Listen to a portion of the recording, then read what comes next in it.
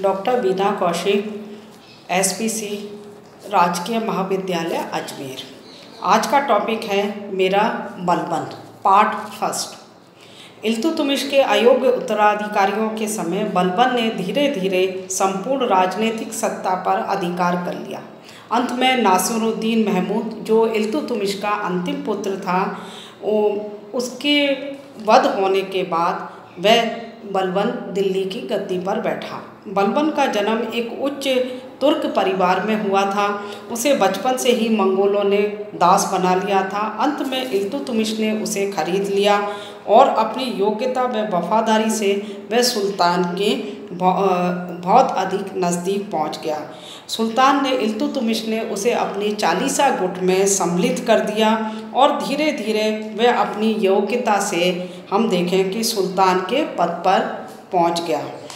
इल्तुतमिश के अयोग्य उत्तराधिकारियों के समय तो वो सुल्तानों को बनाने और उन्हें पद पर बैठाने और हटाने में प्रमुख भूमिका उसके द्वारा भूमिका निभाई जाने लगी। बलबन अपनी साधारण स्थिति से उठकर तुर्क अमीरों में एक श्रेष्ठ पद पर पहुंच गया और 1265 में इस प्रकार वो सुल्तान के पद पर नियुक्त हुआ।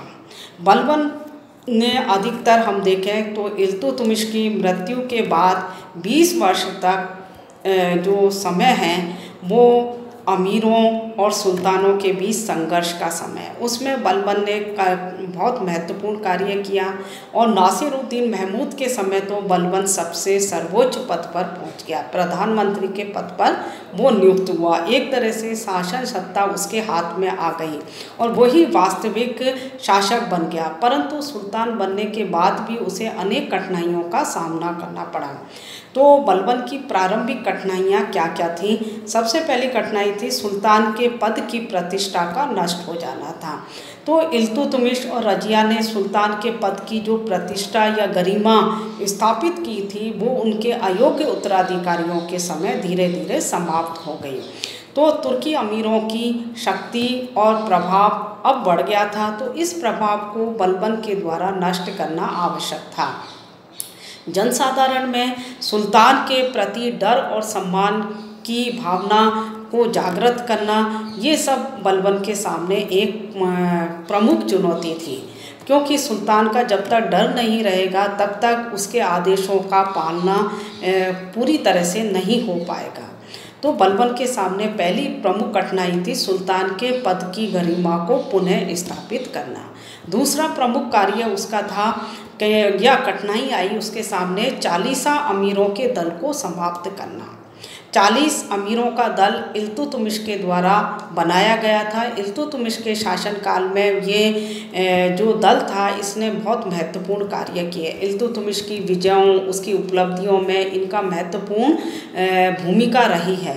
लेकिन बाद में इल्तुतमिश की मृत्यु के बाद उसके उत्तराधिकारियों के समय ये दल जो सुल्तानों को बनाने और बिगाड़ने वाला या उन्हें पद से हटाने में प्रमुख भूमिका निभाने लगा। उसमें बलबन भी स्वयं एक सदस्य रहा था।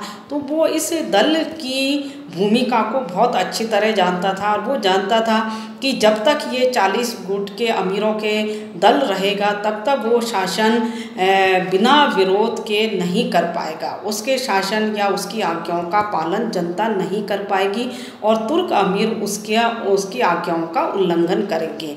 तो उसके सामने दूसरी प्रमुख कठिनाई थी कि 40 अमीरों के दल को समाप्त करना। तीसरी प्रमुख कठिनाई थी राजपूतों की बढ़ती हुई शक्ति।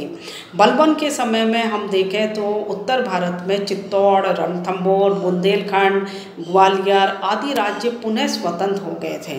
ये अपनी शक्तियाँ बढ़ा रहे थे, अपना साम्राज्य का विस्तार कर रहे थे। तो बलबन का एक प्रमुख कार्य हो गया था कि इन राजपूत राज्यों को पुनः जीता जाए और इनकी शक्ति को नष्ट किया जाए। तीसरा या और चौथा का जो उसके सामने कठिनाई आई थी वो थी मंगोल आक्रमणों का खतरा। मंगोल आक्रमण का खतरा दिल्ली सल्तनत में प्रारंभ से ही बना हुआ था और विभिन्न सुल्तानों ने इस आक्रमण का मुकाबला करने के लिए हम देखें अपनी नीति अपनाई, पर कोई प्रमुख नीति अभी तक उत्तर पश्चिमी सीमा प्रांत की तरफ अभी तक कोई प्रमुख नीति नहीं अपनाई गई थी। इसलिए मंगोल बहुत ज़्यादा शक्तिशाली हो रहे थे और बलबन के समय तो हम देखें मंगोलों ने पंजाब पर अधिकार कर लिया था और कभी भी वो भारतीय प्रदेशों पर अधिकार कर सकते थे। तो मंगोलों से भारत की सुरक्षा करना, दिल्ली सल्तनत की सुरक्षा करना और राज्य की सीमाओं की सुरक्षा करना, ये भी बलबन के सामने एक प्रमुख चुनौती थी। अगला उसका प्रमुख हम देखें कठिनाई थी खजाने का खाली होना। प्रांतीय विद्रोह होने, मंगोल आक्रमणों, प्रांतीय राजाओं द्वारा कर न देना, इल्तुतमिश की अयोग्य उत्तराधिकारियों, इन सभी कार्यों के कारण खजाना खाली हो गया था। बिना खजाना के शासन चलाना बहुत ज़्यादा हम कहें संभव नहीं था। अतः राजकोष को पुनः भरना, और ये जब भी भर सकते हैं जबकि राज्य में शांति व्यवस्था हो। तो अगला और चुनौती थी बलबन के सामने राज्य में अव्यवस्था। राज्य में जगह जगह विद्रोह हो रहे थे। मेवाती, कठेहर, दोहाब आदि के हिंदुओं ने विद्रोह प्रारंभ कर दिया, कर देने से मना कर दिया। तो अतः राज्य व्यवस्था को पुनः व्यवस्थित करना भी उसके सामने एक चुनौती थी। तो धन्यवाद।